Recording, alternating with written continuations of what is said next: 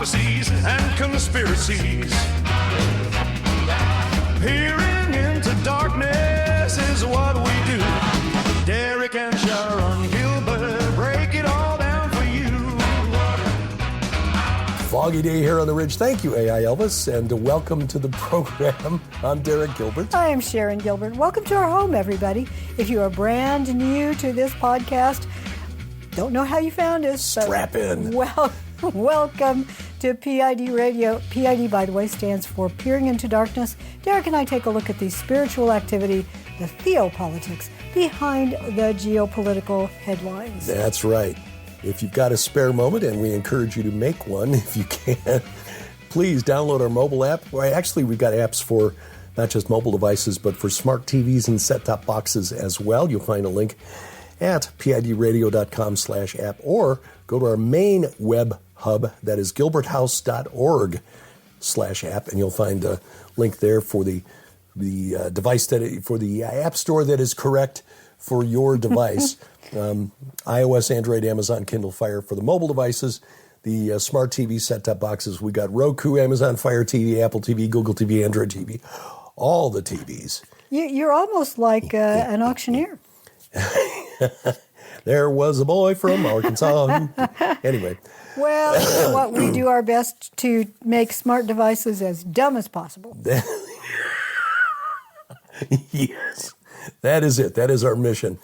Well, and boy, it's easy to do because there is so much dumbness out there in the world today. People who apparently unaware of the unseen forces that are moving the pieces around on the chessboard and are complicit, whether they know it or not, in the end game that is being set up between the fallen realm and their creator, who, of course, has already outmaneuvered them in infinity chess, but they still think they've got a shot at winning. And that's why we refer back to Psalm 2 whenever things seem looking most dark and dire on this planet. Yes, no matter what He the who plot. sits in the heavens laughs, the Lord holds them in derision. Why do the nations imagine... Rage and imagine a vain thing. Right. And we're seeing that the nations are indeed raging. If you take a look at the mainstream media headlines, you will think that, for instance, you will think that President Trump is one of the stupidest men on the planet. We disagree with that, not because we're conservatives and voted for him, but we think that he plays chess really well. He has put moves into position that are essentially cornering. He's about to call checkmate. Yeah. President Trump, like him or not, has done things, and we've said this before, that even his critics on the left, people who really don't like him, admit and have admitted publicly in interviews with Axios and Politico, we didn't think anybody could do that. Things like the Abraham Accords. Mm-hmm. But flipping the script on Iran saying, well, we'll close off the Strait of Hormuz. Trump's like, okay, let's do that.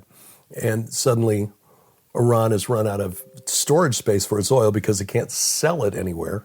Mm-hmm. China, which gets 15 to 20% of its imported oil from Iran, is now, starting to lean on the mullahs, we think.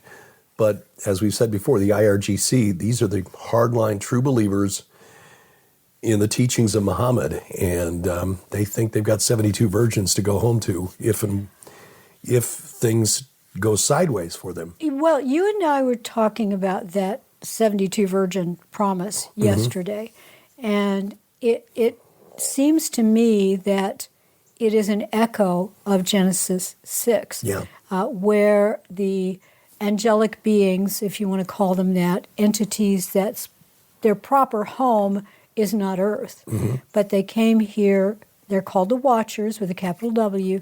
It's a class of angel. Mm-hmm. They came down here and they saw, hey, those ladies, they're pretty nice.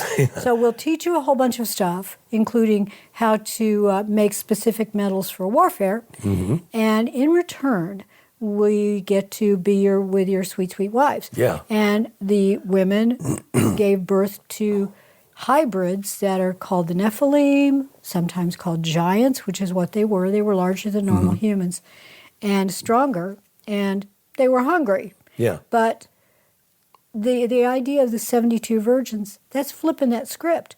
It is having humans who go beyond their proper estate into quote-unquote heaven, and there they take heavenly beings Right. for eternity. Yeah, that's one of the things that Muhammad promised that isn't often talked about here in the West. The whole goal of Islam, and in a sense, it's almost like, it's similar to a degree to the teachings of the Latter-day Saints, in which it's all focused on men and the rewards that men can get. Yeah. If you're an LDS member and you're a man, you can, if you live according to the teachings properly, become a god on your own planet in the next life.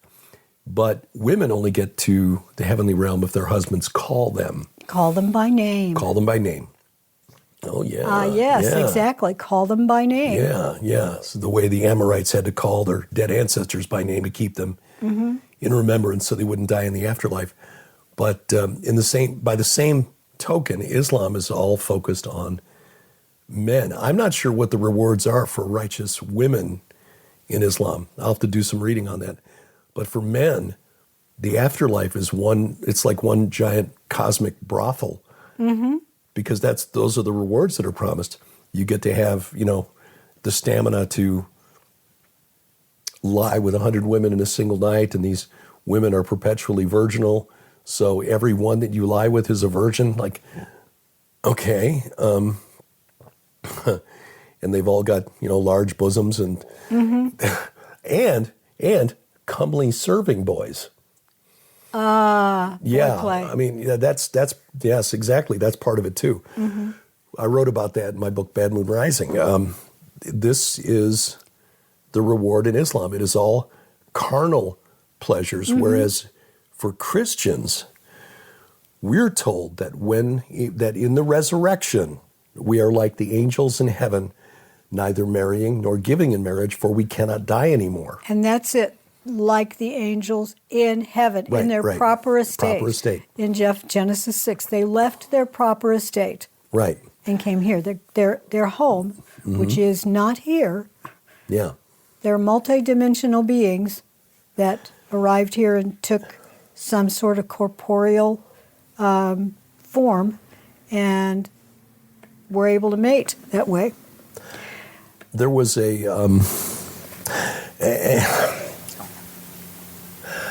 Raymond Ibrahim, who's been a guest on my podcast. I've been trying for a couple of months now to, find a break in his schedule where he can come back on to talk about his latest book, The Two Swords of Christ. I love that book. Yeah, and we talked about his previous books, Sword and Scimitar and Defenders of the West, which I highly recommend, both of us would recommend, for a better understanding of what Islam is really all about. And again, it's carnal delights, not just in this world, but the next as well.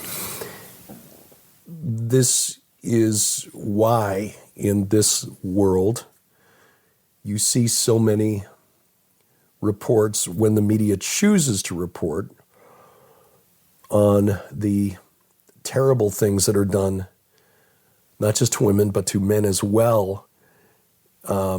Say October 7th, the attack in Israel and the things that were done to women there. The report that came out by the Civil Commission in Israel just a few weeks ago, which the corporate media has done a really good job of sweeping under the rug. The horrific attacks that were just things that were perpetuated on women. But now there's a story that came out just this past week about things that were done at the theater, and I'm trying to remember this was the Bataclan. I was trying to remember the name of the theater. The Bataclan Theater in Paris, back in November of 2015. This was a series of coordinated attacks in the northern suburb, Saint Denis. But the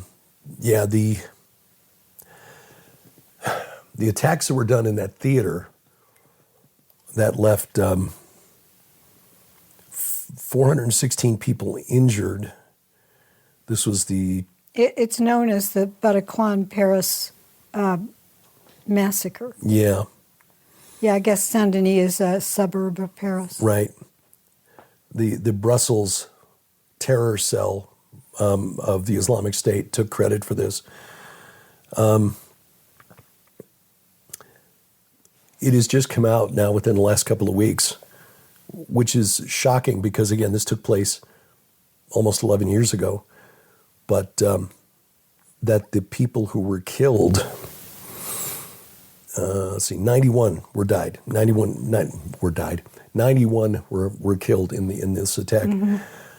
But the bodies were then mutilated in horrific ways afterwards. Genitals removed and stuffed into the mouths of victims. It was just, this is horrific. Yeah, there were several groups that were involved in this attack, and one of them allegedly took offense at a heavy metal concert, a band called Eagles of Death Metal. Eagles of Death Metal, right, yeah.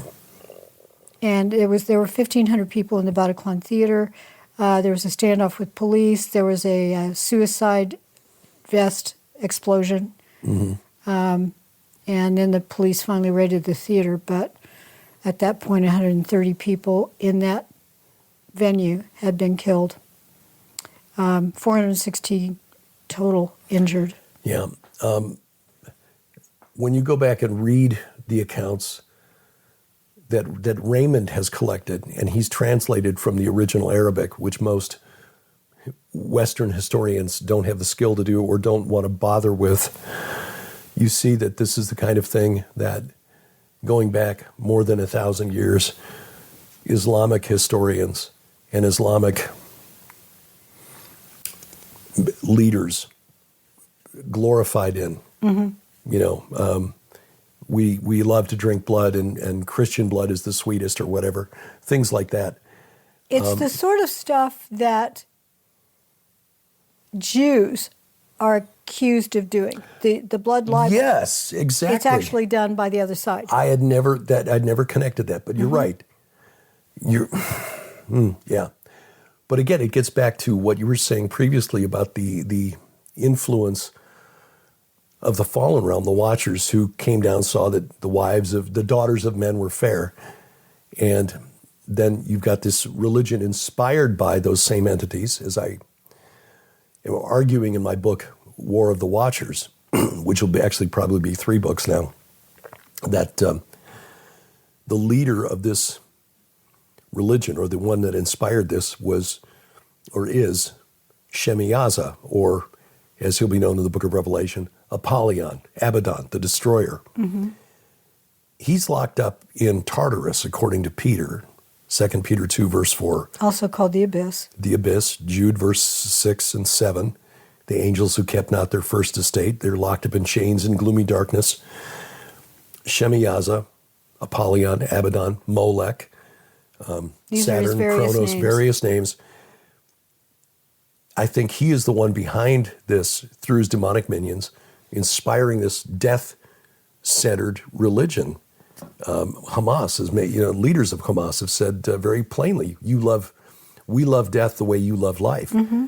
And we in the West, that's so far from our mindset, because our culture, even though we've drifted away from a Christ-centered culture, it is still a culture that is based on Judeo-Christian values. And I know there's some people who say, Judeo, it is Judeo-Christian. I'm sorry, Jesus was a Jew. Yeah. He was the consummate Jew. Mm-hmm. The idea that there is a religion out there that fixates on death, either causing it or celebrating it, is so far from our worldview and our experience that we say, no, they can't mean that. They're just being hyperbolic. No, they really do. And when you go back through history and see this, that's exactly how they have lived out their religion according to the teachings of Muhammad. And we've got, sadly, a theocracy in Tehran that has been governing its people there since 1979 under these principles. You've got Qatar, which has been funding and harboring the leadership of Hamas for years. And since 1948, although that has changed now with the the monarchies around Israel, Jordan and Saudi Arabia in particular, realizing, hey, if we keep financing these wars and keep losing, it's going to be bad for our jobs. Mm-hmm. But for a long time, the reason the Palestinians have been kept in camps, which are actually cities now, is because they were useful political tools to be used against Israel and the Jews. So we in the West need to wake up. I mean, you see, we talked about the Sharia, the mounted Sharia police in Manchester, England. Birmingham, England, has just elected a mayor who barely speaks English, prefers to communicate in Urdu because he's Pakistani. Exactly. You have to wonder how he managed to conduct a campaign. So here's the thing. In an English city without Quote, speaking unquote, English. family voting. Yeah. It's something where we have to have someone go in with the person voting because he or she doesn't speak English. Mm-hmm. And you're forcing them to vote in English. Oh, how awful. And so you'll have a group go into the voting booth. Mm-hmm. And they will, and many of them are wearing, burqas, so they are covered with black cloth from head to foot. Yeah. All you see are eyes, and there could be anyone in there. Yeah. It looks pretty tall and burly for a woman. Yeah, but I think that they're graduates of Leering centers, probably. Yeah.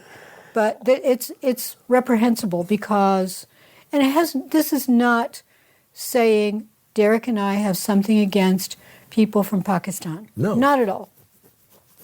It has to do with cheating the system. Yeah. So people who are voting, whether these people in England are of any race, creed, or color, they are legit. If that person is legitimately going in, voting one time, voting honestly, a taxpayer in many cases, they are being cheated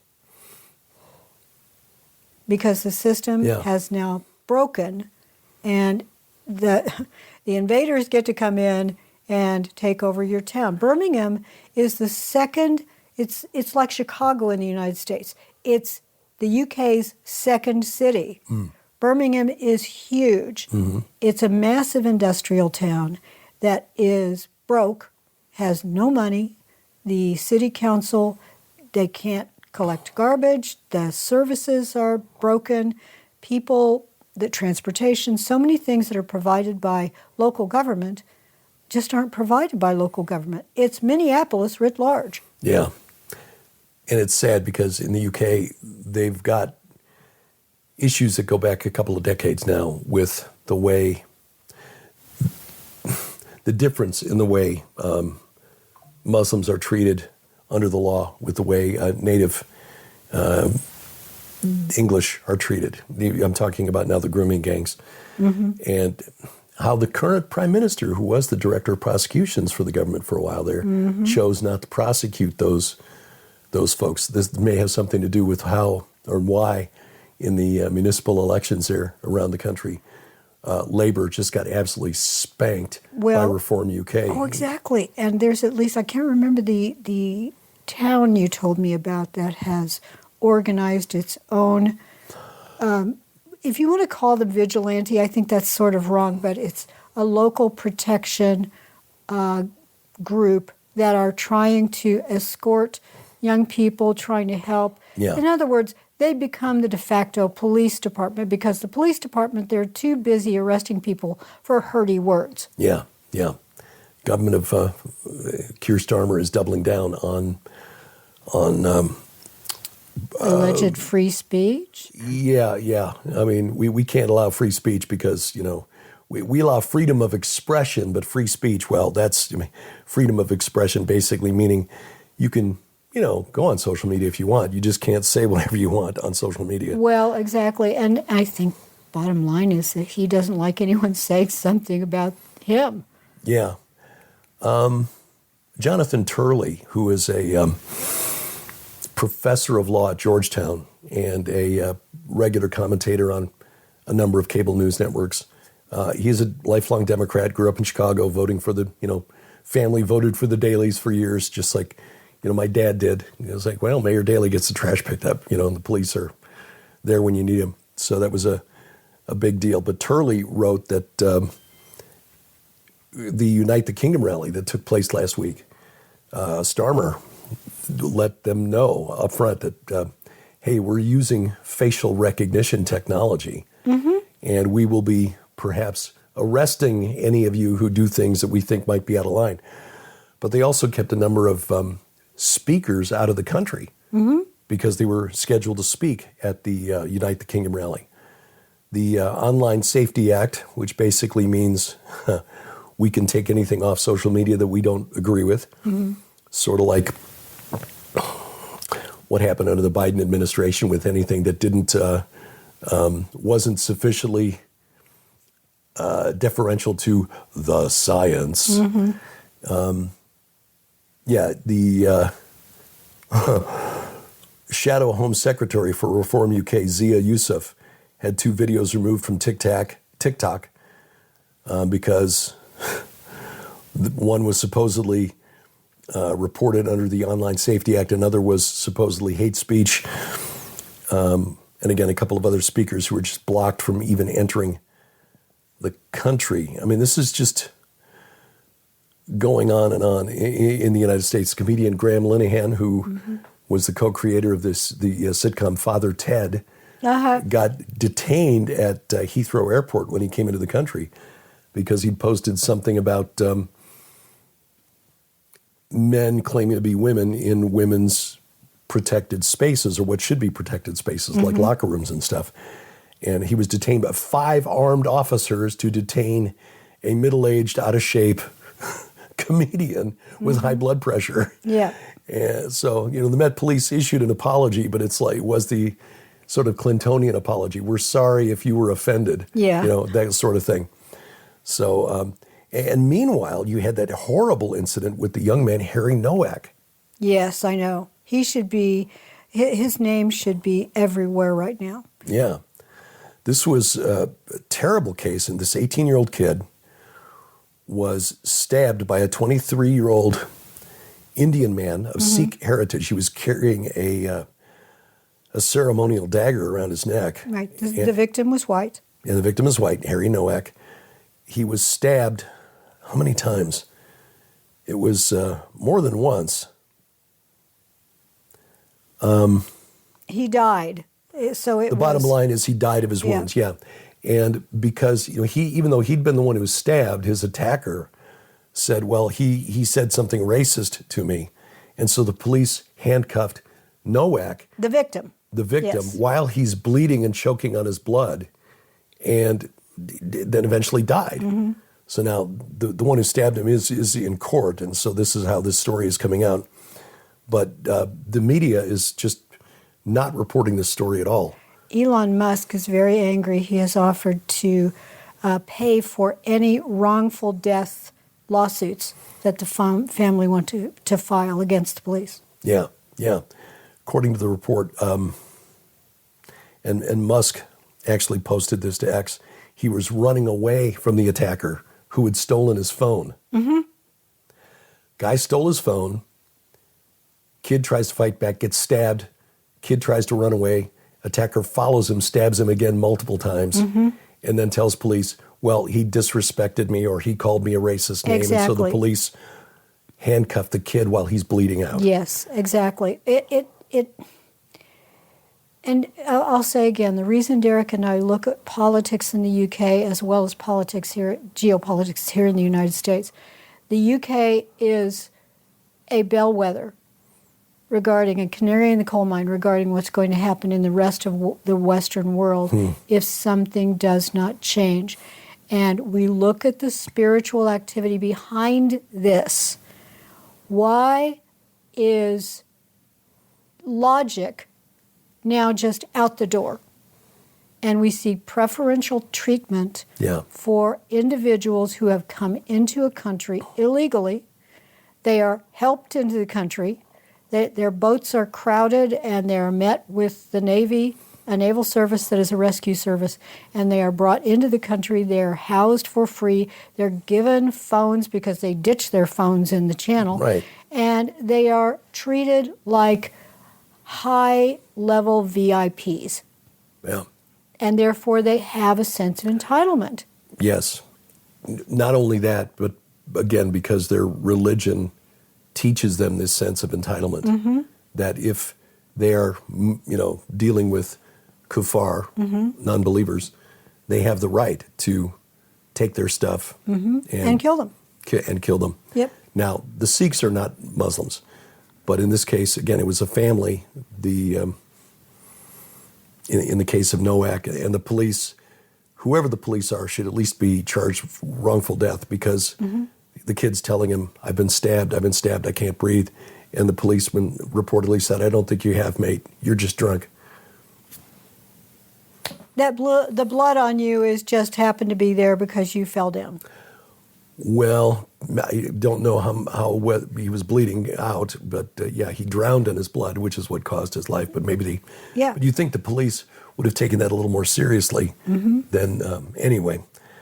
It's, again, you can see why Reform UK did so well in the last election, and why the Tories didn't gain anything. The Tories also lost seats because the Conservative Party in the UK, before they got swept out by Labour, was also allowing the boats in. Rishi Sunak would stand at a podium with a sign on the front saying, stop the boats. It's like, it seems like a simple fix. Send the Navy out and tell, on the loudspeaker, turn back or you will be fired upon. Yes. It seems like a pretty simple thing. A country that has a very dangerous and brittle government, and their money is running out. That country, I don't know if they still are, but under Sunak, and I assume it was continued, been giving like £1 million a year to France to stop the boats on their side. Yeah. And they were also giving money to Rwanda because there was going to be a resettlement plan flying immigrants into Rwanda. And Rwanda was given money for that. I don't know if that money stopped or not. Yeah, don't but know. the taxpayer is paying for all this. Yeah. In many ways. So, yes, not just through taxes, but also through a lower quality of life. Let me just shift gears slightly. Again, looking at the Theopolitics. You just had a conversation with our good friend Carl Teichrieb.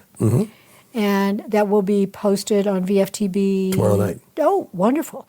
Well, Carl has been for years now, many years, attending pagan gatherings or gatherings that have pagan subsets within it.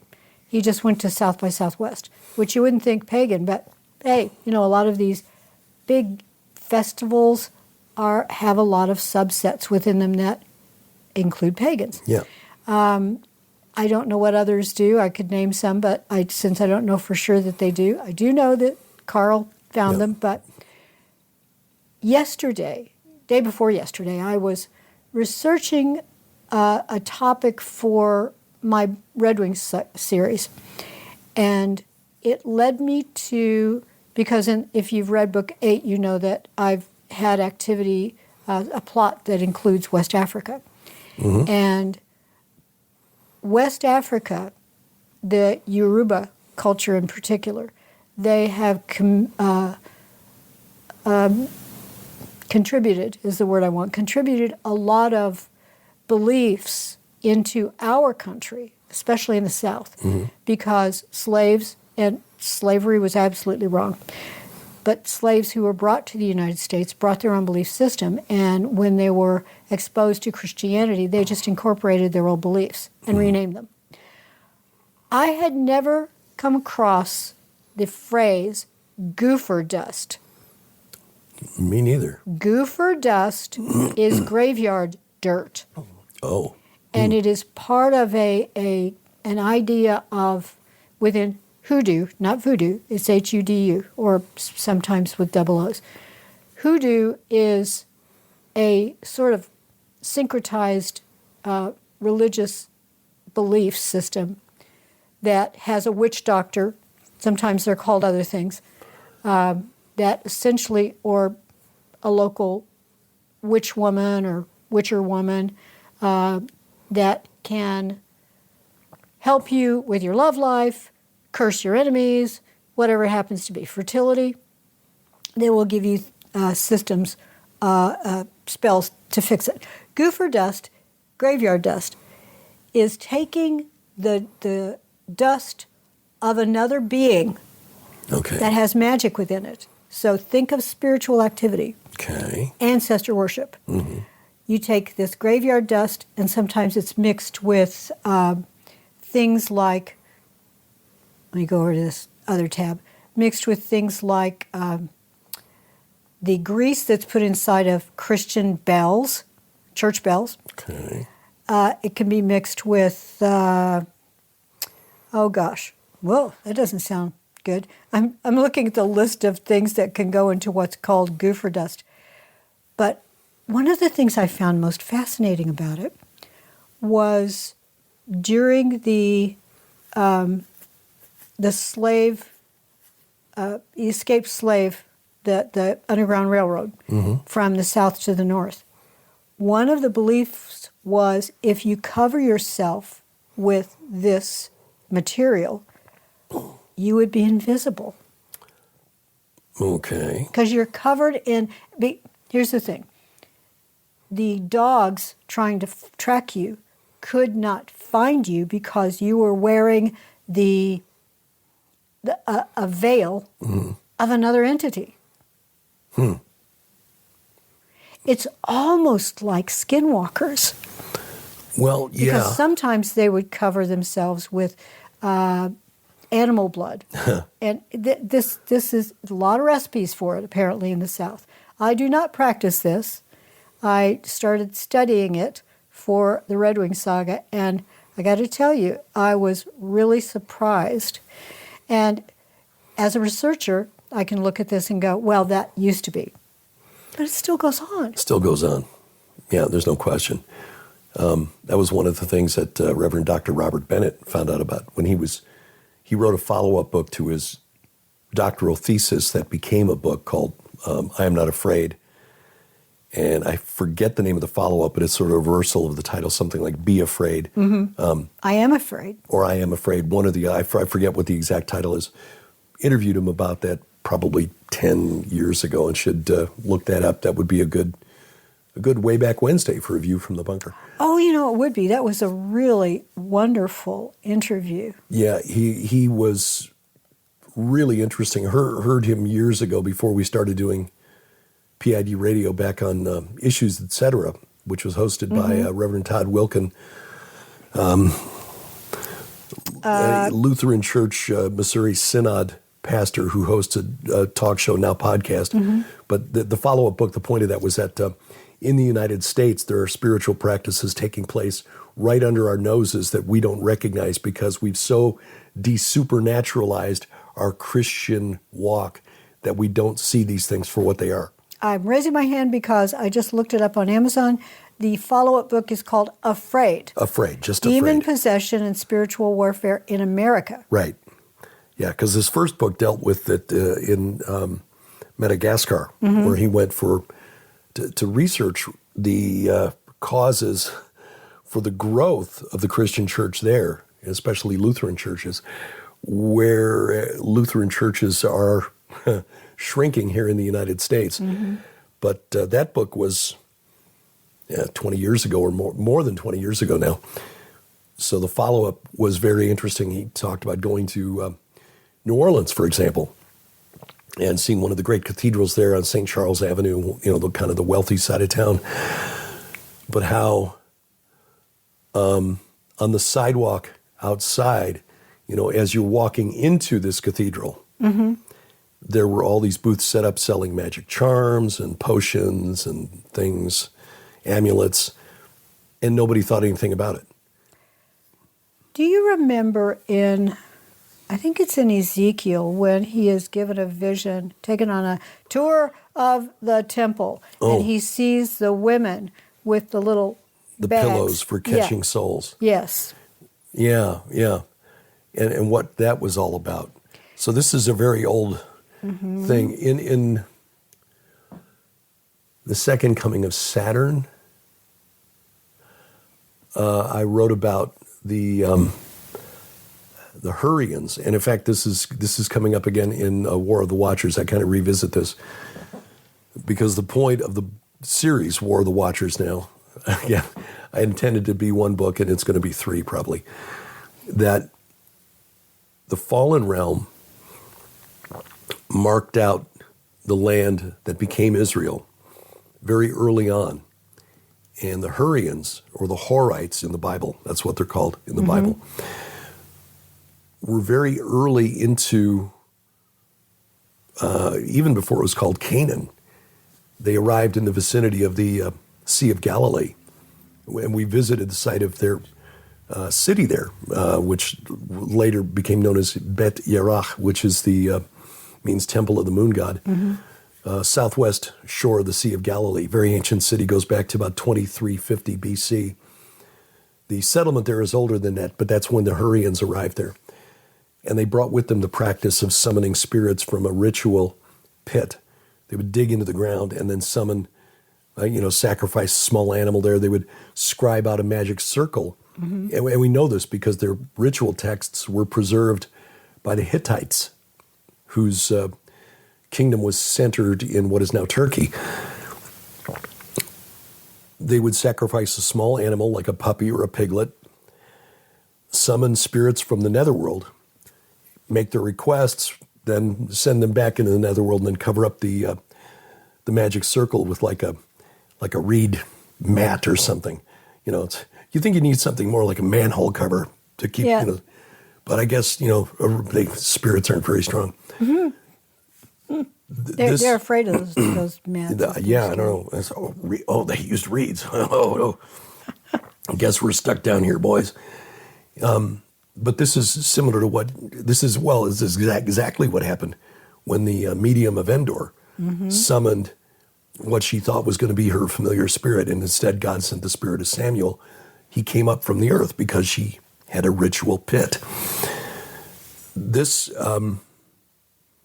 These practices and this idea of scribing a circle, we know this from Akkadian texts as well. They would make a circle on the ground with flour to protect against whatever entity you were summoning. And you see this today in modern, rituals where they would, put a circle of salt on the floor. Like, where did they get that ritual? Well, the demon gave it to me. And the demon told you the salt would keep him in. Yeah. Do you see the potential problem here? This is these practices that Carl was describing, of these people who were essentially swapping recipes at Paganicon. Well, that's just it. There are a lot of different recipes for this goofer dust. Yeah. We're basically trying to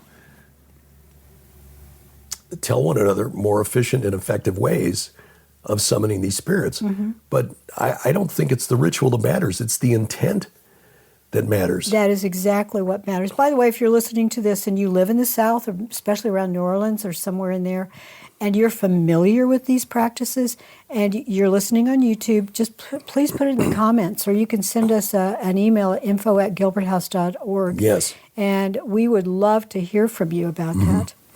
Been to New Orleans a couple of times and didn't have my eyes open either time. Went in 2000. No, I've been there three times. Spiritually speaking. Yeah, yes, right, exactly. Yeah, I was, driving with my eyes open. Yeah, it's best. But yeah, I've been there three times, but each time was for, twice for Mardi Gras, which was when I was young and stupid. And third time, I'd won a trip to go to the NCAA Final Four, that time that Keith Smart won it for Indiana University over Syracuse. If I had had my eyes open, there are things I would have liked to have seen that I would like to have seen while I was there then. Don't plan to go back now to do that kind of research on the ground. But there are places all over the country. For some reason, Minneapolis has become the pagan capital of the United States. Isn't that interesting, considering that the state of Minnesota is also a haven for illegal immigrants? But it became so, well, I don't know if there's any connection between the two, but it became sort of a pagan center before they welcomed in all the Somalis. Chicken and egg. I wonder, Exactly. Is it possible that they had,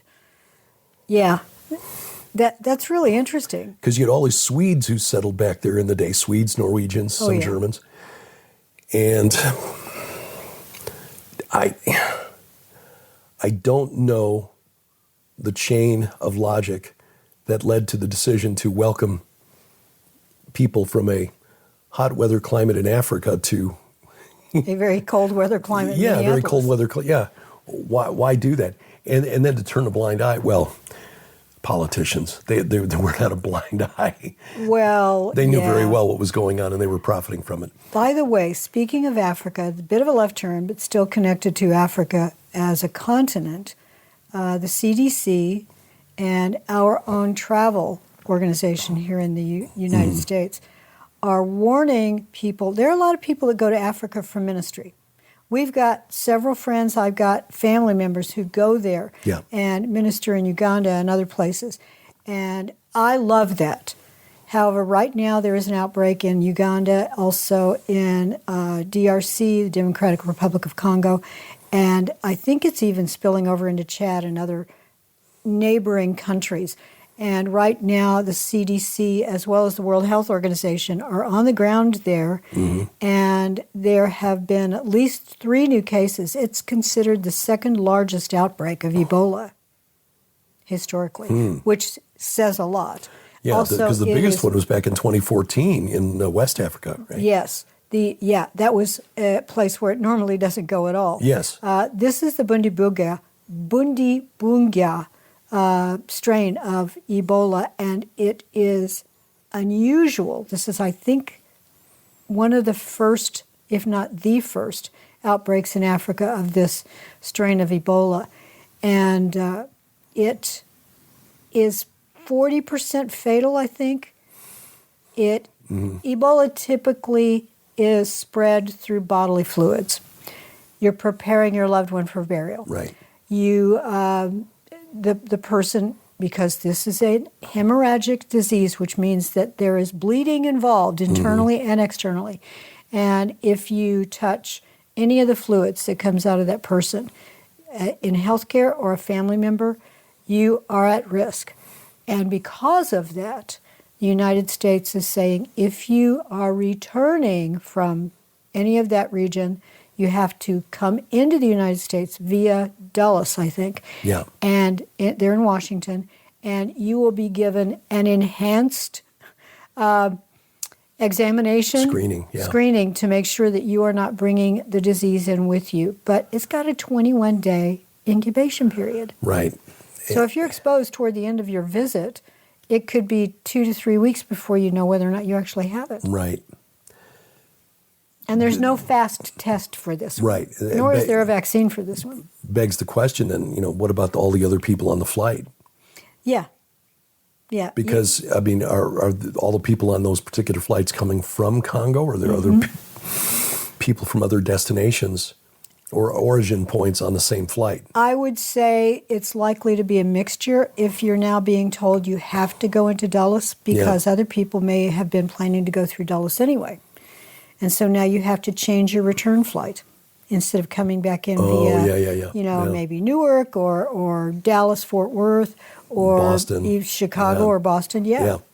Well, that's, as you say, we've got friends and family members planning mission trips to Uganda in the very near future, so they are having to look at this very carefully Yes, now. and please pray for those individuals. I love the fact that we've got Christians going in to minister for a lot of different in a lot of different ways. Helping out with schools there, planting churches, evangelizing, ministering to those who are ill and those who are sick in soul. I mean, it's important that we do this.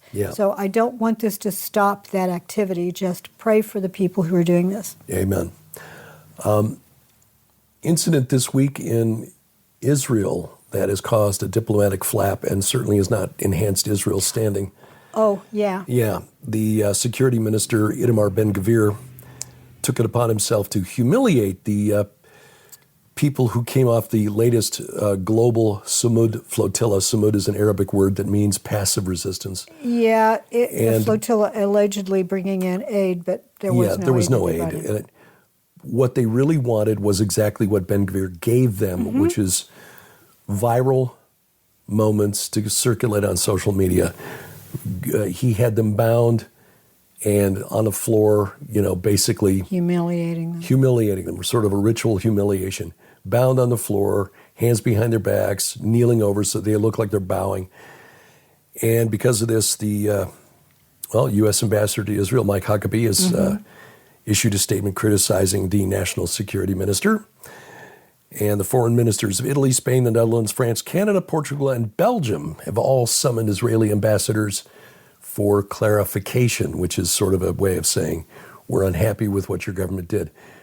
And even Prime Minister Netanyahu has had to come out and criticize Ben-Gvir, saying this is not what the Israeli government stands for. This was not acceptable.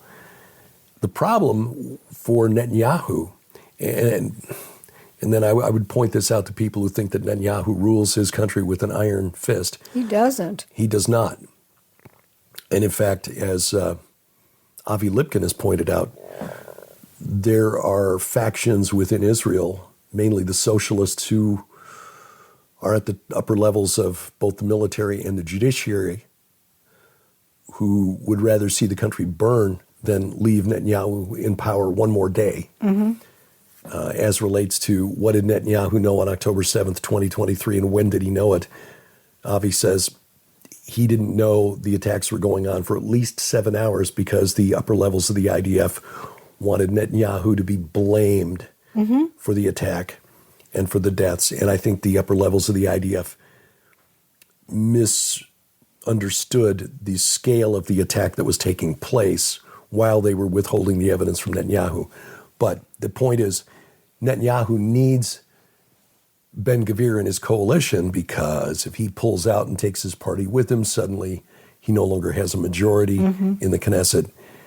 And then you've got a chance of getting a liberal government back in with guys like, Naftali Bennett, who's ostensibly a conservative, but he doesn't like Netanyahu, so he's not going to be part of the coalition. And Yair Lapid, who is a liberal. And the coalition government that Bennett and Lapid led was the government that started handing out more passes, border passes, for citizens of Gaza to cross into southern Israel and work. And those people who crossed over to work were actually conducting surveillance and intelligence gathering for Hamas. Here's the layout of the city. Here's where they keep the weapons. Here are the guard posts. Here's when they go off duty, that sort of thing. So I understand Ben-Gvir's frustration with the idiots like, and forgive my use of the word, but she is a useful idiot, Greta Thunberg and her ilk, because she cares not for the Palestinian people. She's just hungry to be on camera and to be famous. Whether or not that originated with her or with someone else, I can't even tell you. Right. She is allegedly autistic, and therefore she is someone who can be easily led, perhaps. Right. You notice she doesn't talk much about the climate anymore. No, I know. No, and this is a bit of a left turn, but neither do the organizations that want to build massive data centers. Suddenly the climate is off the table, and it's fine to just abuse it as much as you want. And that takes me to my own hometown, Madison, Indiana. A family that I know well, and that is the Ford family, that Dean Ford, that I went to school with. Oh, yeah.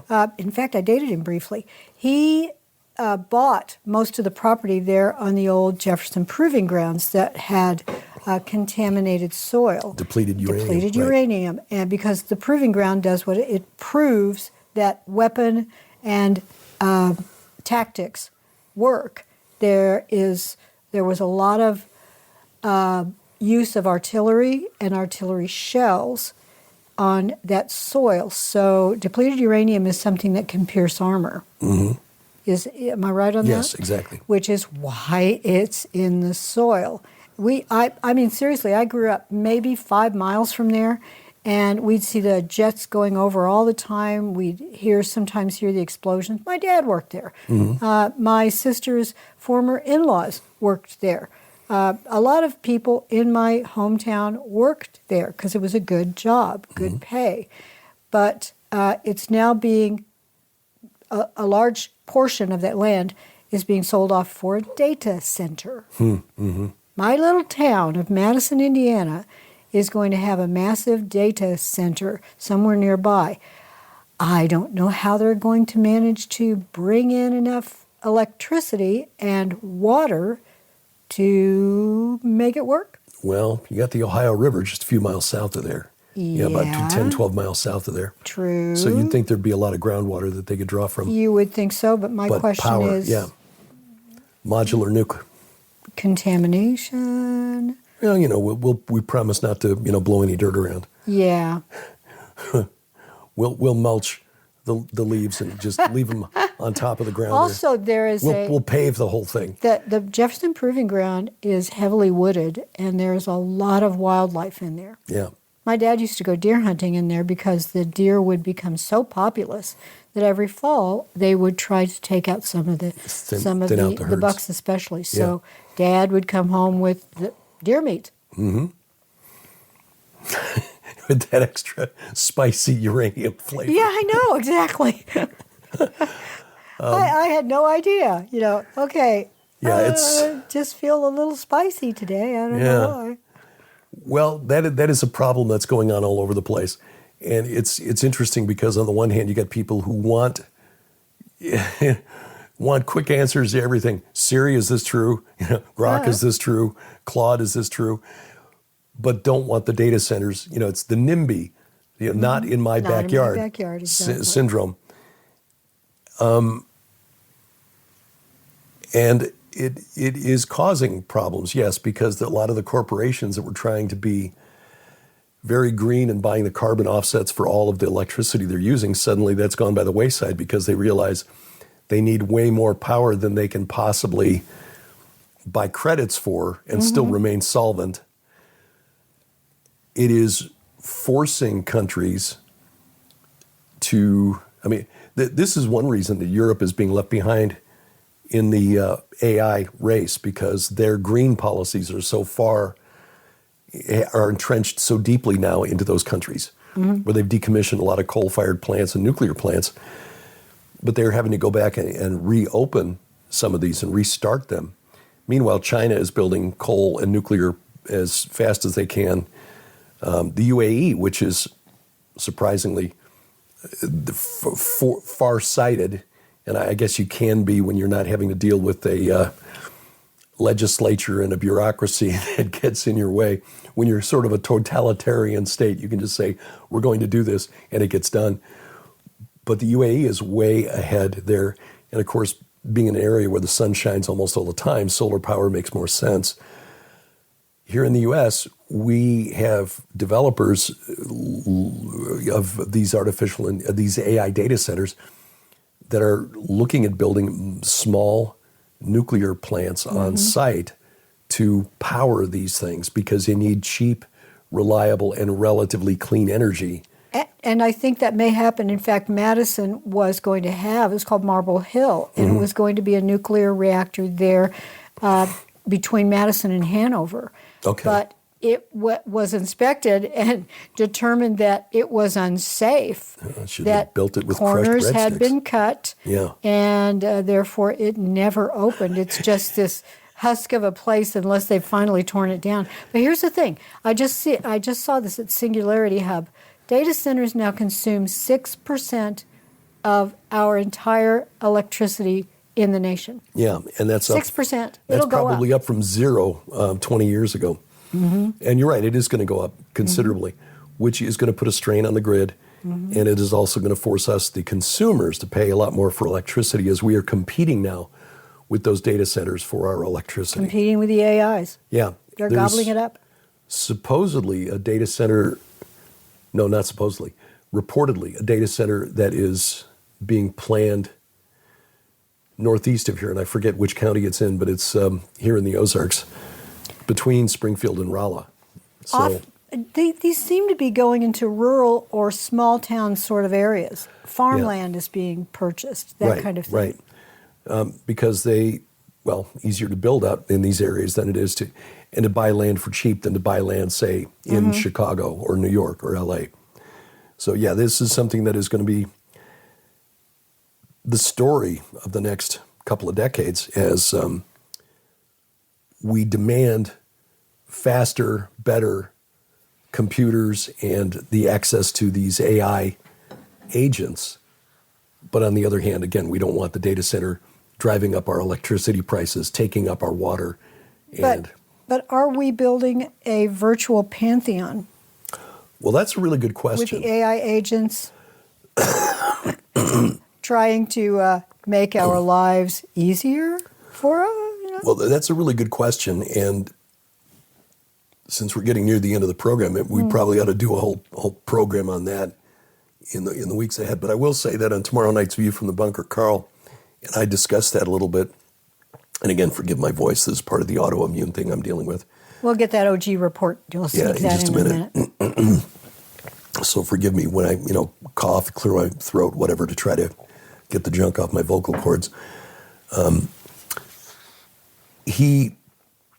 When he was at South by Southwest, was at a session that discussed the use of AI agents to carry on one's life's work after one passes on. So, for example, if you've got a company into which you poured your heart and soul, or a political movement that you founded and you want to continue your work afterwards, maybe not a political party so much, but say a 501c3 or an NGO. That's an NGO, and you want the NGO to continue on your work, funding the political campaigns of district attorneys around the country, so you can, get a bunch of guys in there. Like George Soros. Say George Soros passes away, and he wants to keep financing his Open Society initiative and doing it the way he wants it done, instead of taking the chance that, say, his son Alex takes it in a different direction. You set up an AI agent and you program it with all of your interviews and all of your notes and all of your written work, your op-ed pieces and columns and whatever. And then you let that AI agent become your avatar after you die. So that whenever anyone has a question, it's like, okay, what do we do now? Well, we got to go ask AI Soros what we're supposed to do next. And it dictates based on its interpretation of what you would have wanted. And then your followers have to follow it. I'm sure this is a legal area that lawyers are already trying to, hammer out. This is eternal life without Jesus. Yeah. But it's not really you. No. But there are others that say, the AI agents say, well, it might as well be. How do you know? I mean, I am everything that he was. All of his notes, all of his thoughts, all of his written work, all of his recorded interviews, they're all in me. Everything that I give to you is based on that. So how am I different? Yeah, I think that, in fact, we're going to find that these entities it will be argued that they are persons, legally, a person. Right. Again, the legal framework for that is probably being hammered out even as we speak. I'm sure it is. Again, this is building a virtual pantheon. Yeah. And I would argue that it's possible it's more than just programming. It's also possession. Yeah. One of the things that Carl shared on his Substack account, which I really recommend, Carl Teichrieb, and that's Teichriib, carlteichrieb.substack.com, was a picture he took of a woman dressed all in purple with like a wizard hat, like Karnak the Magnificent or whatever, and a big sign in front of her saying, meet Delph.ai. Delphi, the Oracle of Delphi. The Oracle of Delphi, yes. Right. The AI futurist Ask her anything. It's like, okay. And as we've speculated here many times previously, if a human mind, a bioelectrical thinking machine, can be overwhelmed by an external force, why not an electrical mechanical thinking machine? I would argue it's AI. not a whole lot different from the teraphim Yeah. that gave Oh, yeah. locality Right. to a deity. That's a really good point. It's essentially a digital teraphim. Teraphim were the little eyes, the idols, that Right. were little statues, if you want, that were created to, like a radio or a television, allowed the deity to receive your worship. Yeah, the teraphim were specifically for the household gods. In other words, the deceased ancestors. That, But- and not really ancestors. No, These were demons. liars. Yeah, but similar to idols, when people prayed to the idol of Dagon, they weren't really praying to the block of stone. It was the deity that had locality, inside that carved statue. So that's a really interesting way of putting it. It's digital teraphim, digital idols. Yeah, we are moving into that area. And again, there was the hint of that there at South by Southwest. Yes. Well, you and I, along with Tom Horn and many others, have been talking about this for a long time. I would recommend Bob McGinnis's new book. This is a Lieutenant Colonel Bob McGinnis, a friend of Skywatch TV and of Gilbert House as well. He took a course at MIT. Yeah, on his own dime. Just on his I'm own going to go to dime. MIT and study AI. Yeah, he is still connected with the now called the Department of War.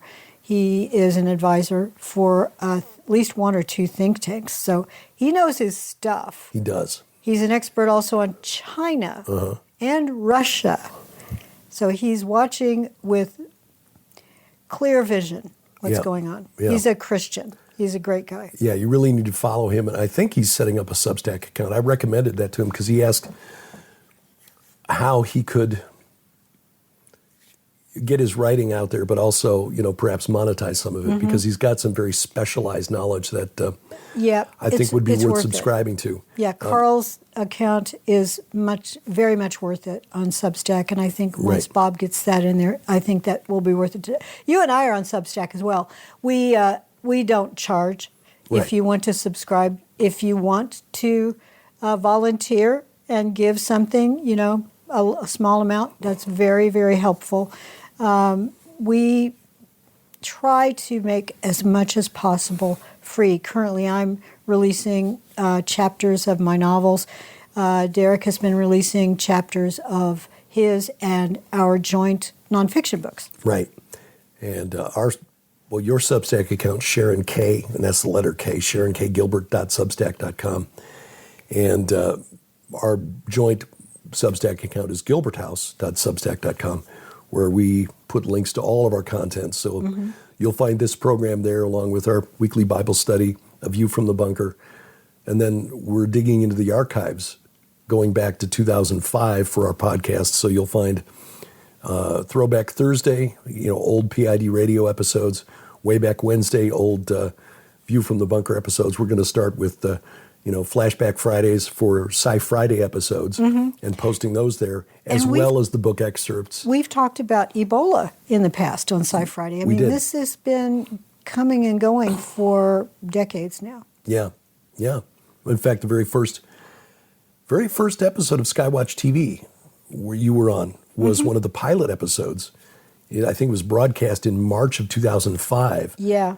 And it Michael was for K. your Lake book. and I were there together. Right. And it was for your book, Ebola and the Fourth Horseman of the Apocalypse, which I think is out of print now. It is. Yeah. It is. But I probably will write another one based on this outbreak because it's growing. yeah. So pray for the people in Africa. And I know it took about 5 minutes for people to start, okay, something else to panic about. The WHO. Look, when you've got a disease with a case fatality rate of up to 40%, you don't want to mess around with it. With COVID, it was 0.2%. So there's a Yeah. little difference here between those It's two. a huge difference. There was a story that I shared on X today about an event in, I think it was in Congo, but it was one of the medical setups to take care of patients with Ebola and to isolate them. So there were these tents that had been set up for patients, and a football player, we call it soccer here in the U.S., had died, and his family and friends believed he had died of typhoid. Right, right. And they set fire to the tents with patients in them, because the body was not released to them. It was trying to protect the family, because he had died of Ebola. So the patients who were in the isolation tents had to be hastily removed to save their lives. Right. Yeah, it's there's a very high degree of mistrust between Africans and the medical authorities there. Yeah, and I can understand why. I could get into that, but it goes back many, many decades regarding certain programs from Western nations coming in. And I think that it is tragic that individuals living in these countries who are living very difficult lives anyway, they're scratching just for a daily meal in some cases, and trying to find clean water. Yeah. But when a disease comes along, they like to blame the doctors. It's tragic. Yeah. Well, and that will affect then the spread and gets back to people traveling from the West there and then having to return here. Well, exactly. I mean, if you don't trust the doctors, you're not going to go see them if you don't feel well. Right. Back in 2014, it's been long enough now that most of us don't remember what was going on back then, but there were people who were infected who wound up back here in the United States. Yeah, some of them were doctors, and I remember one doctor that went bowling. Yeah. Didn't want to, no, I'm fine. No, I'm fine. I was told to self-isolate, but I'm fine. The NBC medical reporter who'd been over there reporting on it, who should have known better, was caught out picking up soup at her favorite restaurant to take back to her apartment, even though she should have been isolating at home. A nurse in Texas who had been caring for an Ebola patient. Yeah. And decided, well, I'm going to be getting married soon, so I'm just going to go over to, I think it was Ohio. Cleveland, and pick out my, right. Yeah, pick out my dress. Went back home to Cleveland to pick out her dress. So, yeah. So anyway, pray for those who are planning those trips and pray that this outbreak gets brought under control here very quickly. A couple of other quick notes. Tulsi Gabbard, the Director of National Intelligence, has resigned. She, in her resignation letter, said that she'll be resigning at the end of June, but she is going to step away from government because her husband, Abraham, has been diagnosed with a very rare form of bone cancer. Oh, I'm so sorry to hear that. Yeah. Now there are already those who are saying, yeah, that's what she said, but she's really being pushed out by, because there have been reports for quite a while that she's been sort of kept out of the room. Yeah, but if her husband is dealing with these issues, I can relate to this. Yeah, exactly. I'm going to take her at her word. There are those who want to, make this, about Trump and the fact that he kind of marginalized her. But good for her for stepping aside. And I hate to say this, but the Bible also predicts that the love of many will wax cold. Yeah. And we're seeing that. Oh, yeah. Also, kind of a milestone, and it's kind of a sad one that hits close for me. I started my broadcasting career back in 1980 when I was in college, but my first, other than just babysitting the automation system at the local radio station in Galesburg, Illinois, as Ted Baxter used to say,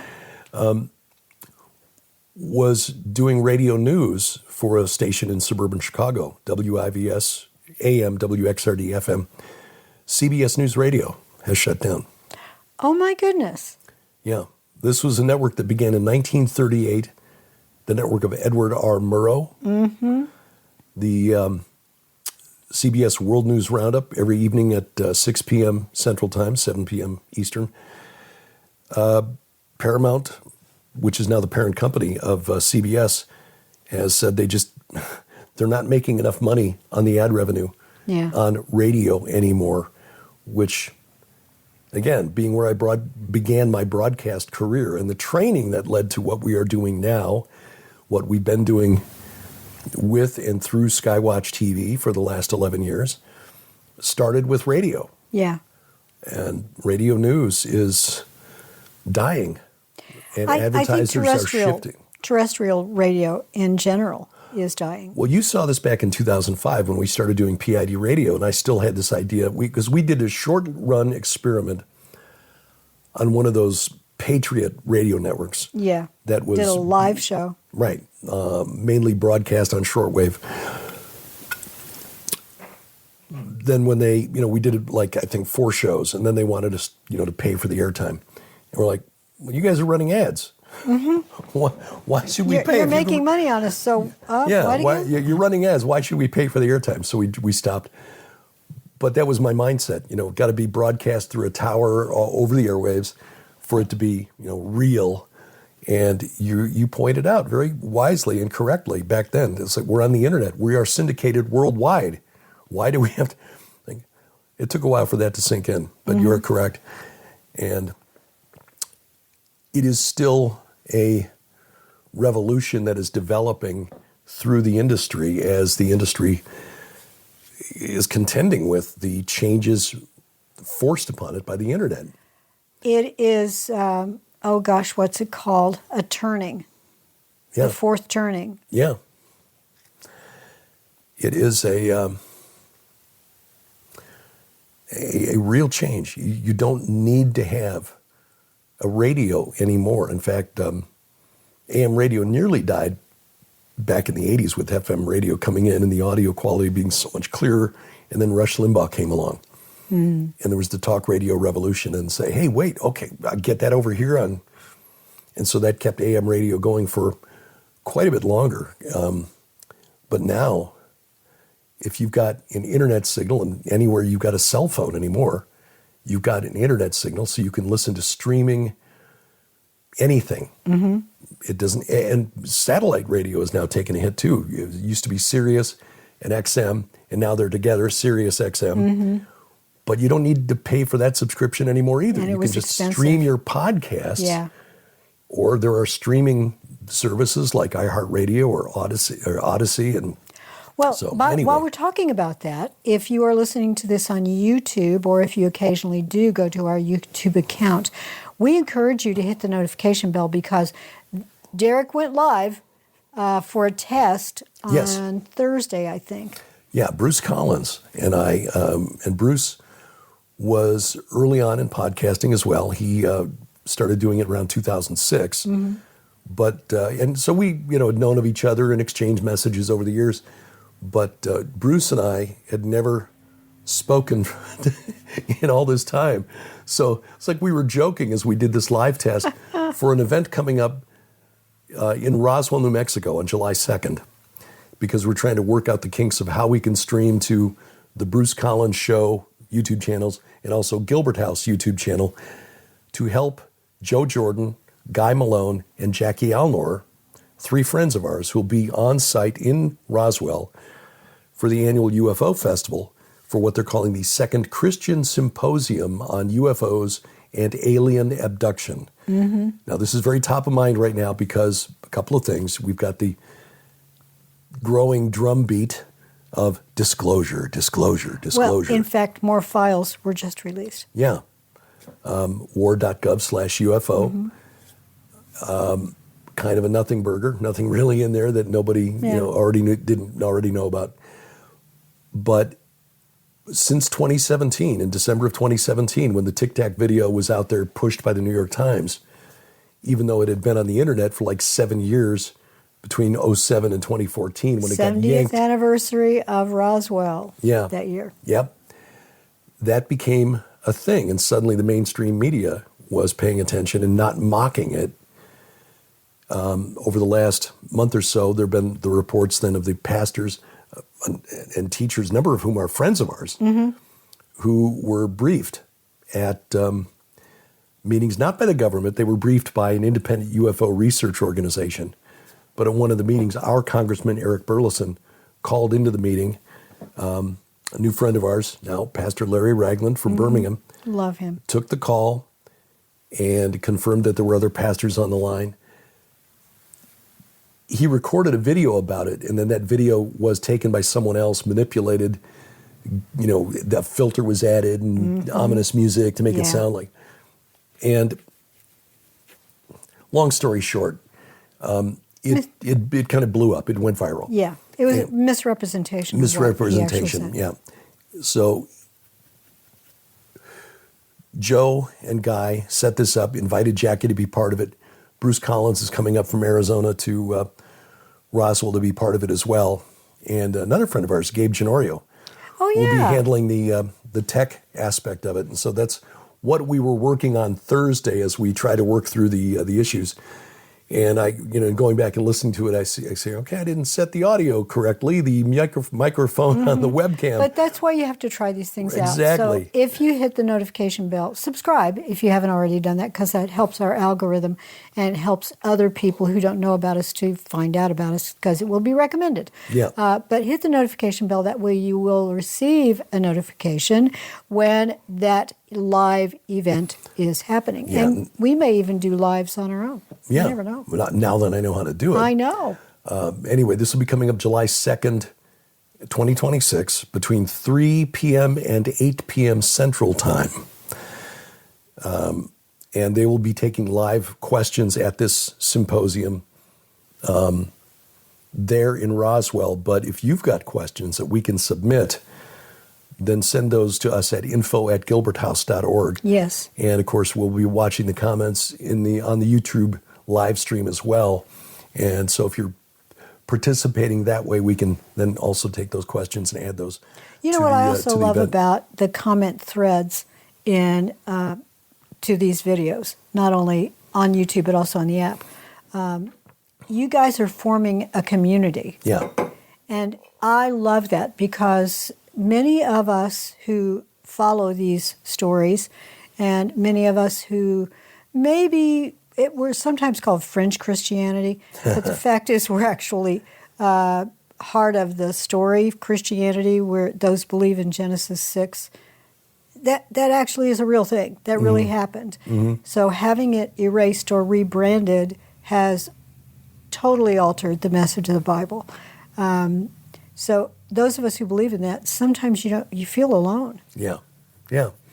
It's good to know that you are not. Yeah. Now, of course, the message of the Red Wing Saga is that you are never alone. But as Paul wrote, we should not forsake the gathering of Exactly. the body, getting together with other believers. And that's why we're going to Ohio in July. You picked up what I was laying down. I did indeed. Yes, the Go Therefore conference coming up in 2 months, actually. Going to have to start working on that presentation. Yeah, there, last Derek. Friday and Saturday in July, I think. Yep.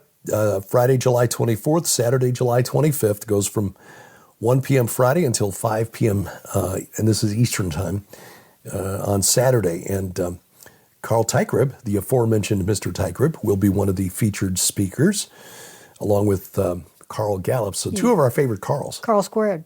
Yeah. Carl Gallups, Carl Teichrieb, John Haller, prophecy expert, and We love him. I know I say this every week, but it bears repeating. Watch his weekly prophecy update from the Fellowship Bible Chapel in Columbus, Ohio. You can find their YouTube channel. Subscribe to that, because his news analysis of the week is, through a prophetic lens, is excellent. Dr. Greg Reed, who is a spiritual warrior who has come face to face with some of these unseen entities that you would not want to encounter without the Holy Spirit being present. Another prophecy expert, Tom Hughes, Olivier Melnick, who's a frequent guest of John Haller on John's podcast, and Dr. Mike Spalding, of course, who will be there. He is the coordinator of the conference. These are always excellent. They should be better attended than they are. But everyone who is there has been called to be there. Right. And I'll tell you what, there are prayer groups. You can talk. You'll make new friends. We will be at our book table between the sessions, and we love talking to you. So please come up and say hello. Yes. Information and registration at Go Therefore Conference. And if you can't be there, streaming videos available. And I'll say again, Pastor Neil Peterson is a tech bro. Yeah. He came out of the tech world and video specifically. So his media team is excellent. So the video stream will be of very high quality. And may I recommend that if you are flying in or driving in, stay an extra day. You know, it's only on Friday and Saturday, but Sunday morning, the church service there is wonderful. Absolutely, yeah. We've been there a couple of times now for the church services. They had me speak on what we saw when we visited Israel in the spring of 24 to just show this is why we support Israel. In fact, that video will soon be available on our YouTube channel. Oh, good. But anyway, don't miss their worship service because it is really, really powerful. And 2 weeks later, we'll be in our backyard, essentially, well, August 7th through 9th. It would be fun to have it all in our backyard. That would be fun, actually, to have something in our barn, but I don't think it could hold enough people. We could do a tent meeting. Oh. We've got 10 acres out here. We could do... Yeah, well... A lot of work. I don't think I could put up a tent anymore these days. I couldn't. Not even a pop tent. August 7th through 9th in Springfield at the Oasis Hotel and Convention Center. It's the Remnant Rising 2.0 conference from Hear the Watchmen. The gathering here will be amazing. Joe Horn, host and CEO of Skywatch TV. Tony Merkel, host of The Confessionals. Vicky Joy Anderson. Kenny C. Kenny C. will be there. We are looking forward to seeing him. We're going to see him in Ohio, too. He's going to be there, too, he said. Oh, I'm so glad to hear that. Yeah. He's not speaking. Not speaking there, but he will be speaking in Kenny Springfield. C. is worth it. Yeah. He is such an encourager. What a positive guy, especially given all the, health issues he's going through right now. Yeah. Jamie Walden, Dave Hodges, host of the Common Sense Show, John Pounders of Now You See TV. Pastor Larry Ragland will be there, so you get a chance to meet him and find out why Kenny recommended him to us and why we hit it off so well with Larry. Yes. Tracy Tennant, wonderful lady, and like Vicky and Dr. Gregory, a spiritual warrior. Yeah. David Paxton, really deep thinker and a very funny man. He truly is. I love him. And Patrick McCurdy, we met him last year, and he has reached out to me a couple of times since then just to say, hey, how are things going? How's your health? Praying for you. His ministry is reaching out to first responders and helping them deal with some of the things that they see that the rest of us will never have to see if we're blessed. Yeah. You were talking to your cousin about that just the last few days, your cousin, that you hadn't seen in about 40 years. Literally 40 years. And Chris is a fireman, so he totally gets it. Talked about some things that he and others have seen that it's difficult to get him out of your head. Right. So Patrick, that is his mission. And so he will be one of the speakers here at this year's event. And then praise and worship from new friends of ours, Sarah Weiss and Gerard James, who we met last year and really hit it off with them. So you will be blessed to join this gathering. It's close enough to the Springfield Branson National Airport that the Oasis Hotel runs a shuttle. So if you fly in from elsewhere, Springfield, easy airport to get out of. It's very... There are only 10 gates. 10 gates. So hard to get lost in there. Great coffee. Yes. Oh, man. The Traveler's Coffee Shop there is wonderful. Just stop there, get some on your way in or way out. And the Oasis itself is just a fantastic facility for a conference. So do join us if you can't. Oh, and if you can, of course, when you register, use promo code Gilbert20 because the promo code, I need to put that on the listing here on our website. You really do, because you're going to save $20 on the in-person registration. That is correct. Now, if you can't be there, of course, streaming video is available. You can register for that as well at hearthewatchmen.com, hearthewatchmen, plural.com. So we're looking forward to these two events. We are, and because we're able to drive to it, we don't have to fly. Yes. We are bringing a lot of things for our book table, and I guarantee you they're going to be discounted. Right. So if you've ever wanted a T-shirt or a book or a DVD, they will be heavily discounted. So we are trying, with the idea that we're going to be moving, We Yes. would rather not move inventory from that store because are really we don't heavy. know yet when we move, if we move. And where we move. Yeah, exactly. We may not have space for it. So that's why we haven't actually opened the store again yet this year. We registered for the software. We could open it any day, but any day we might be told, okay, we're going to close on the house. Yeah, I had set all that up and had activated the store on the website, just had not, pulled the final trigger. Yeah. And then it's like, okay. Then the pneumonia thing hit, and we realized maybe we need to be in a place where we've got neighbors a little closer than 3 miles off that we can call on.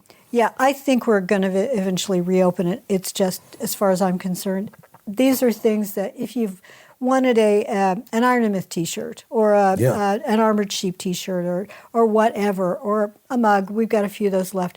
We're going to bring all those, and we're going to litter that table with goods. Discount them heavily. So that'll be at the Springfield Conference, August 7th through 9th. So bring an extra suitcase. Just an empty suitcase. That's it. That you can fill with inventory. And and just know that you can always ship UPS because they've always got UPS pickups at hotels. They do. They also have them at Neil Peterson's church. That's true. That's true. That's how we send our books there and take the remnant back home. Exactly. Our Israel tour. October 11th through 23rd of 2026. We are planning to be there. We are told by the people on the ground in Israel that Israel is back open for business. That is absolutely true. Now, I know that there are still things in the news, President Trump considering another strike on Iran, but we don't know. We don't know what we don't know. But at this point, the Israelis are like, nope, tours are going. We know our friends at Prophecy Watchers, they've scheduled their tour to follow ours. Like as soon as we leave, they show up. Exactly. So we know that they're planning on being there. And we encourage you to join us because our tour, like the Prophecy Watchers tour, will go places that most others do not. And we would love to fill 10 buses. But being on one bus, the last time we went, it was just one bus, and that was so much fun because we got to spend a whole lot of time with everybody. When there are other buses, Derek and I can't be on all the buses. Right. So there is something to be said for a smaller tour. And if that's how it works out, that'd be great. I know. If we get more than one bus, that's great too, because that helps out our friends at Lipkin Tours. We will go to Gilgal Rephaim. We've been to the Temple Mount. We plan on being on the Temple Mount again. And we will explain why we're there. Well, that is going to be the site of Armageddon. That'll be the key target. That is the objective for the enemy forces of Gog, of Magog. Absolutely. And I am quite mobile, so at the very least, I will be taking you through along with our guides. And if Derek has to stay, say at Gilgal Rephaim, you just stayed at the entrance. Right. And you recorded some on-site videos. Yeah. So we will, and then we'll do some teaching and preaching on the bus, but also in the evenings. Some presentations in the evenings to share, some of the reasons that we go to some of these weird places. Yeah, some of the friends that we have made in Israel, we might see if we can get some guest speakers to come in. We're not going to name any names yet because we haven't confirmed anything, but we will try to give you as much information and activities as possible. Yeah. And the food is amazing. It is. You will find that between the exercise, the sunshine, and the clean food, that by the end of the 2 weeks, you're feeling much, much healthier and better, sleeping great. I always come back about 10 pounds heavier than when I go, but my clothes fit exactly the same. So I'm actually building muscle while I'm gone. Right. There's a 3-day extension to Jordan, which is optional, and that'll take you over to Petra, and we'll explain why we go to Petra and why that is considered not just historically and spiritually significant, but also prophetically. Wadi Rum, the Red Desert. Oh my goodness, that place is so much fun. Oh my, yeah, it's where they filmed The Martian because it looks like the surface of Mars. And there are other films that have been shot there as well. Right. Looks like Lawrence of Arabia was there. Yes, and we will show you the Box Canyon where Lawrence actually met with the tribes that he was organizing into a guerrilla fighting rebellion force. against the Ottomans. Yeah, so fantastic stuff. So anyway, more information and registration, a link to register at gilberthouse.org/travel. Gilberthouse.org/travel. And now the OG report. The OG I will report. just, mine is very brief. I'm feeling really well. I can see really well. I'm praising the Lord for that. So I'm back to writing. And I'm writing at Substack. I'm also writing at finishing Queen's Sacrifice, which is book 9 of the Red Wing Saga, and plotting 10, 11, and 12, because it is a 12-book series. And it will run through 1948. Oh, fantastic. Yeah, a lot of fun. Well, not fun. No, I really enjoy the research for this. And, of course, it's why I had to get into so much Nazi Yes. so many Nazi books that I've had to read. And several of them I Pass them on recommended to to me you. for the War of the Watchers, because I deal with the 20th century. You really can't discuss the history or the spiritual, supernatural war for the land and people of Israel without getting into what Himmler, and their colleagues were trying to get up to. So, yeah. And now you. Well, this week had a bone marrow biopsy on Monday. This sounds scarier than it actually is, I think.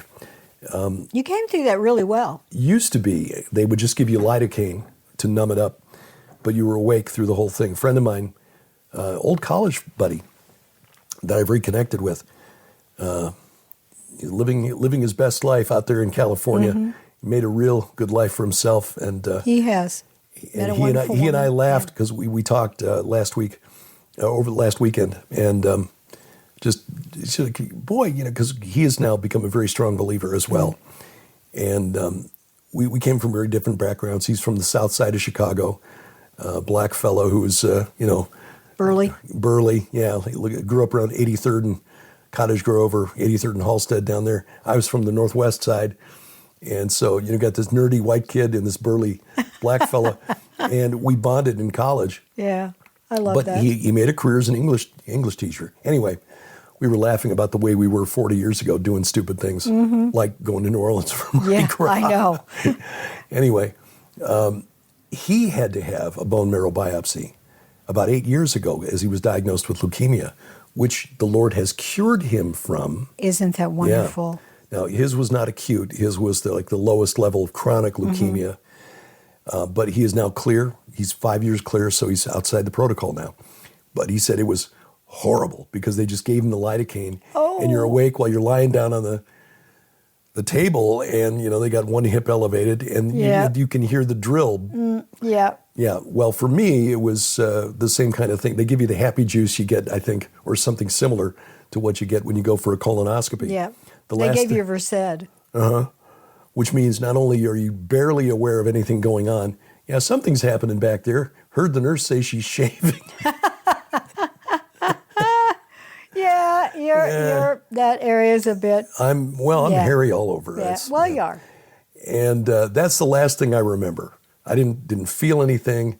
I've got a little bit of ache since then, but nothing bad. So it was nowhere near what people were describing. Just like with the spinal tap was not as bad as people were warning me it could be. We've only got the preliminary results back. Still waiting on the final report, but the preliminary results rule out leukemia. Which is good. Which is good. Now, that would have been the lowest probability outcome anyway. The preliminary indication is that it's most likely what they call MGUS, which means we don't know the significance of these misfolded proteins in my blood, but it's not cancerous apparently. But we won't know that for sure until the final results come in. Right. But my oncologist had said it's not likely to reveal cancer. He doesn't expect that to be the result. So we'll know probably Monday or Tuesday. We should get those results. But that's kind of what we're waiting on. Doesn't get us any closer to figuring out the cause of the neurological stuff. No, in fact, you told me that the numbness in your hands seems to be progressing a bit. Yeah. So the prednisone protocol that the insurance company required before they would approve the infusion therapy does not appear to be having any impact. Because by 6 weeks in, I should be feeling some improvement. And in fact, it seems the numbness is, I can tell it's starting to spread down to my palms. Yeah. So my neurologist has resubmitted the order for the IVIG, the intravenous immunoglobulin. So we'll see what the insurance company says. They'll probably say, no, make him go through 6 more weeks. But, it is what it is. Yeah. And we have said this many, many times, not only in your case, sweetie, but the case of many of you who are dealing with chronic issues. You may be dealing with cancer or other diseases or processes that are affecting your quality of life. You're not alone. You are still in the Lord's hand. He is still with you. He is walking with you every day. In many cases, he carries you spiritually through the day. So does Derek have good days and bad days? Sure, we all do. But for the most part, honey, you handle all of this with such grace. And I know that the Lord is surrounding you with his warriors, and that he, at the very least, is allowing this to affect you, because it may be the fallen realm who are trying to attack you and eliminate you from the field. Don't want you out here fighting at all. Don't want you as a watchman on the wall, nothing. You're doing good things for the Lord, and they don't like that. But the Lord is allowing you. He's really sort of, okay, I'm going to confine Derek to the big red chair for most of the day, and he's going to have to do the things that he can do from that chair. And I'll tell you what, you could do a lot of stuff from that chair. Yeah, there are some things that are in the works. We've talked about maybe a news analysis thing. I think there's another program that I'm going to be focusing on, and I've already written a few outlines for the program, which will probably be titled 5 Things, and just basically very short programs that will be evergreen rather than commenting on news headlines. And once it's, the news is passed and it's passed, okay, that there's value in that. People have asked about a substitute for, 5 and 10. It's only weekly, I know, but John Haller's weekly prophecy update. It's so worth it. That would be the alternative. Go to John Haller and the Fellowship Bible Chapel's YouTube channel, subscribe to that, watch his program. Right. It's usually available shortly after he does it on Sunday afternoon. Well, you and I do it on Saturdays. I mean, PID radio in many ways. And this is sort of like that. Yeah, a substitute for 5 and 10 as well. But the 5 things, 5 things you should know about Satan, 5 things you should know about the Balfour Declaration, 5 things you should know about the Anakim. Those will be evergreen, and those will be floating around the web. I pray, as long as we have a channel and an outlet to put them out there. So anyway, yeah, can do that from the chair, and plan to do much of that. In fact, I did the interview with Carl Teichert yesterday from right here in the big red chair. I love the big red chair. It looks very comfy. It's too big for me. It is. It's just big. It's my sized. I know it is. It's perfectly sized for you. And just so you know, I don't spend all of the time here. I do exercise regularly. I'm getting up to an hour on the recumbent bike. It's very, very low resistance, so I'm not pushing. And as you can tell, when I speak, I have to stop and take deep breaths because COPD is also part of this autoimmune thing I'm dealing with. So I'm not trying to get myself into a position where I'm suddenly having to reach for the rescue inhaler every time, but trying to make sure that blood is moving and I'm not letting myself sit and decay. I also do other exercise. I probably got more upper body strength than I've ever had. I was going to say you actually look very fit. It's just that there are parts of from essentially the knees down, you have difficulty and your hands are getting numb. So. Numb, but also the muscle wasting that's taking place there. Yeah, I look at my hand compared to yours, and you can see the huge hollow between your forefinger and thumb. Yeah, so that's, whereas I still have muscles. So I don't have very strong hands, but they're much stronger than yours at this point. That is true. It's very weird. Pick up my phone, and in my hand, it feels like my phone weighs about 5 pounds. Yeah. But again, upper body strength, you've got biceps and you've got triceps, you've got quadriceps going on, hamstrings. I mean, all the muscle groups that you need to move around. Move around, and also to keep my balance when I have to lean on my cane, and if balance shifts, I can adjust with the cane better than, say, a year ago when I was down like to 175, which is a weight I hadn't been since high school. Yeah, you are continuing to lose weight, though, even though I feed you. Yeah, really it's very strange. We ate our faces off when we were up there at the hotel. That's a phrase from my hometown. Yeah, Monday and Tuesday, and came back up about 4 pounds. And I've now since lost those 4 pounds again, even though you're feeding me cheeseburgers. I know. And I went out to eat with my cousin Chris a couple of times. Potato salad and barbecue beans and I had strawberry pie after, I took him out to dinner the other. I know. He took me out to dinner the other night. So, and sometimes dinner is chocolate ice cream with peanut butter. So it's my body is battling itself. The immune system is attacking the nerves and attacking the muscles. And at the same time, I'm taking supplements and that are intended to build the nerves and rebuild muscle. Yes. So my my metabolism is running at a level that You're I haven't seen ingesting since. a lot of calories and a lot of really wonderful nutrients and minerals. You're just burning through them. Burning through them, yep. So anyway, your prayers are very much appreciated, and it was Please very do. Humbling, especially after seeing the response to because you shared a picture of, and actually I shared it first on Facebook, lying there in the hospital, but waiting to be rolled into the room for the biopsy. And Actually, I think the picture I took was after you'd returned because you were half asleep. Okay. Yeah. And just the response to that was just very humbling. Yeah, so thank you so very much. much. Also, your response to just financially supporting us. Supporting us through prayer is the most important thing you can do as far as I'm concerned. Absolutely. But many of you have been helping us financially. And many of you when you've got medical bills to pay. Derek does have insurance, but there are other things that we still have to pay bills. That's just a fact. And some of those are related to ministry bills and others just keeping the lights on. But you guys have been helping out. When I go, you donate through PayPal or Stripe. Many of you have sent, to our actual P.O. Box in Crane, P.O. Box 78, Crane, Missouri, 65633. Box 98. 78. Sorry, let me say it again. You can just fix this. You can always send us just a card. Many of you just send encouraging cards to P.O. Box 78 in Crane, Missouri. Crane, Missouri, 65633. And I pick that up every few days. I drive into Crane, go to the grocery store, and look in the P.O. box to see if there's anything there. I often find encouraging cards. There's this wonderful lady named Libby who sends us a lot of cards. The Solom family sent us a lot of encouraging cards earlier this year, and I want to thank you guys for that. I got a wonderful letter. We got a wonderful letter from a young lady, and I don't have permission to share her name, so I won't, but who sent a donation. And you have no idea when those things come in. I look at those, oh my goodness, we're going to fall short, but suddenly the Lord's refilled that oil container and the flour container through you guys. And we truly appreciate that. As you know, earlier this year I resigned my position at Skywatch TV.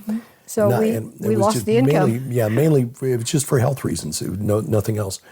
But we're still sitting on the panel at Skywatch TV. Again, we were there last week for my forthcoming book, but also Pastor Larry Ragland's book, the Final Flood. And we've got several more opportunities coming up here in the next few weeks, including with a friend of ours coming over from Israel, the tour guide from 2023, Ron Silberman. Yeah. He's a correspondent for All Israel News and coming over here to speak at churches. That will be a wonderful thing. I think Prophecy Watchers has reached out to him as well, so he may be getting an opportunity to appear on Prophecy Watchers too, which would be great. He was supposed to lead their tour this spring, and it got canceled. I know. Or, postponed until October. We got to chat with him when we were in Israel last time, when we were at Shiloh. Briefly, we talked to him for over an hour while the tour group were being taken around by our guide. Yeah. And they also saw the red heifers. They are there at Shiloh. They are not, they've all been disqualified. Yeah. So they're just being, treated like, hey, you're our guests. Which is kind of cool. Yeah. But we went out to lunch with Ron the previous year with our Solidarity mission. While we were in Tel Aviv, we visited Hostage Square and then the IDF soldiers at the Shiva Rehabilitation Center, and Ron met us there. So we become good friends. He's a Messianic believer, and he's got some very interesting insights on the rise of anti-Semitism in the church. By the way, if you live in the Dallas area and you go to church in that area, I think he's still looking for churches where he can come and speak. Yes. It doesn't have to be on a Sunday. I mean, it can be any day of the week if you guys want to have a special group that you want him to come and speak of his experiences, right. Not only as a Messianic Jew, but also the whole October 7th. He lives in Tel Aviv. He knows what's happening. And he has lived through all of the things that have happened since then with the missiles coming over from Iran. From Lebanon, too. In Lebanon, right. So he'll be in the United States during the month of June and looking for places to speak, not just in, Dallas would obviously be, it just occurred to me, I need to reach out to a friend of ours there who's got the church in Fort Worth. Yes. Anyway, Oklahoma City, Tulsa, Yeah, 'cause Joplin, Missouri, Springfield, Missouri. Is he going to be at Prophecy Watchers? Well, I know we recommended him to them. Okay. Mondo Gonzalez said that they would reach out to him. Okay. Because I'd sent him a note and then a follow-up note, and they said that they would reach out to him. Yeah, we have a couple of other friends who have ministries in that area, so we may need to reach out to them too. But anyway, if you are in Oklahoma City or in Dallas and you would love to have Ron come in and speak, you can send us a note and we'll make sure he gets it. Absolutely. Tomorrow, of course, our Gilbert House Fellowship Bible Study is back. We'll be talking about Pentecost tomorrow. I know. Yeah. Isn't it? It's the Feast of Weeks, Shavuot, right? Which is, I think, today's the second day of it. Yeah, yeah. So we'll talk about that in addition to our readings, or in addition to our reading, I guess. And then tomorrow evening, Carl Teichrieb talking about the things that he saw at Paganicon and also South by Southwest, which, we're living in an age where the digital world is converging with the pagan world. Yeah, and you have to ask the agentic aspects of AI, the agents, are they teraphim? Yeah. And as you say, are they being guided by something in the unseen realm? So exactly. That'll be coming up tomorrow. So a lot going on. Make sure you follow us at youtube.com/@GilbertHouse or wherever you collect your podcasts, Apple Podcasts, YouTube Music, Amazon Music, iHeartRadio, Spotify, Spreaker, Pandora. We're on all those. Just a reminder, gilberthouse.org, gilberthouse.org. That is our hub. And you can go to gilberthouse.org/travel if you're interested in going to Israel with us. That's right. Well, until next time, I'm Derek Gilbert. I am Sharon Gilbert. We love you guys. The Lord, our Savior, Jesus Christ, loves you too. Bye-bye, everybody. PID radio is on the air. Politics, prophecies, and conspiracy. Peering into darkness is what we do. Derek and Sharon.